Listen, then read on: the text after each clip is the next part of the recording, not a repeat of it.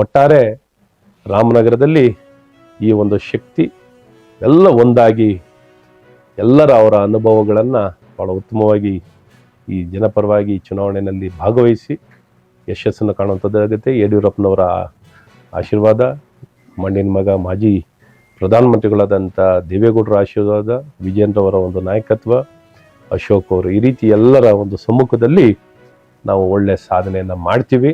ಒಂದು ದೊಡ್ಡ ಅಂತರದಲ್ಲಿ ಗೆಲ್ಲುವಂಥದ್ದಾಗುತ್ತೆ. ಹಾಗಾಗಿ ಕಾಂಗ್ರೆಸ್ಗೆ ಮತ ಕೊಡೋದು, ನಾವು ಏನು ಹೇಳಲಿಕ್ಕೆ ಇಷ್ಟು ಪ್ರಯತ್ನ ಮಾಡಿದ್ದೇನು ಅಂದರೆ, ಕಾಂಗ್ರೆಸ್ಸಿಗೆ ಮತ ಕೊಡೋದ್ರಿಂದ ಏನೂ ಪ್ರಯೋಜನ ಇಲ್ಲ. ಕರ್ನಾಟಕದಲ್ಲಿ ಕೊಟ್ಟು ನಾವು ನೋಡ್ತಾ ಇದ್ದೀವಿ ಯಾವ ಪರಿಸ್ಥಿತಿಯಲ್ಲಿ ನಡೆಸ್ತಾ ಇದ್ದಾರೆ. ಸಾಲದ ಭಾಗ್ಯವನ್ನು ಕೊಟ್ಟು ಸಾಲದ ಗ್ಯಾರಂಟಿ ಕೊಟ್ಟಿದ್ದಾರೆ. ಚೆನ್ನಾಗಿ ಸಾಲದ ಗ್ಯಾರಂಟಿ, ನಮಗೆ ಮೋದಿ ಗ್ಯಾರಂಟಿ ಬೇಕು ದೇಶ ಮಟ್ಟದಲ್ಲಿ ಅಂತ ಭಾಳ ಸ್ಪಷ್ಟವಾಗಿ ತಿಳಿಸಿ, ನಾವು ದೇಶದಲ್ಲಿ ಆಗ್ತಿರುವಂಥ ಈ ಒಂದು ಸುನಾಮಿ ಅಥವಾ ಒಂದು ಅಲೆ ಏನಿದೆಯೋ ಅದ್ರ ಜೊತೆಯಲ್ಲಿ ಜೋಡಿಸ್ಕೊಂಡು ನಾವು ಬೆಂಗಳೂರು ಗ್ರಾಮಾಂತರದಲ್ಲಿ ಈ ಐತಿಹಾಸಿಕವಾಗಿರುವಂಥ ಜಯವನ್ನು ಪಡೀಲಿಕ್ಕೆ ಡಾಕ್ಟರ್ ಮಂಜುನಾಥ್ ಅವರು ನಮ್ಮೊಂದಿಗಿದ್ದಾರೆ. ಹಾಗಾಗಿ ಗೆಲುವು ಖಚಿತ. ಮೋದಿಯವರ ನಾಯಕತ್ವಕ್ಕೆ ಎಲ್ಲರೂ ಮನ್ನಣೆಯನ್ನು ಕೊಡ್ತೀವಿ ಅಂತ ತಿಳಿಸಿ, ಏನು ನಮ್ಮ ಮಾಧ್ಯಮದ ಸ್ನೇಹಿತರಿಗೆ ಯುಗಾದಿ ಹಬ್ಬದ ದಿನವೂ ತಾವೆಲ್ಲ ಬಂದು ಈ ಪತ್ರಿಕಾಗೋಷ್ಠಿಯಲ್ಲಿ ಭಾಗವಹಿಸಿದ್ದೀರಾ.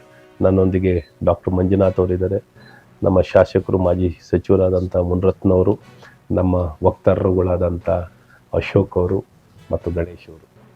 ಆತ್ಮೀಯರೇ, ಇಷ್ಟು ವಿಚಾರಗಳನ್ನ ನಾನು ತಿಳಿಸ್ತಾ ಇನ್ನೇನಿದ್ರು ನಮ್ಮ ಡಾಕ್ಟರ್ ಮಂಜುನಾಥ್ ಅವರು ಮಾತಾಡ್ತಾರೆ.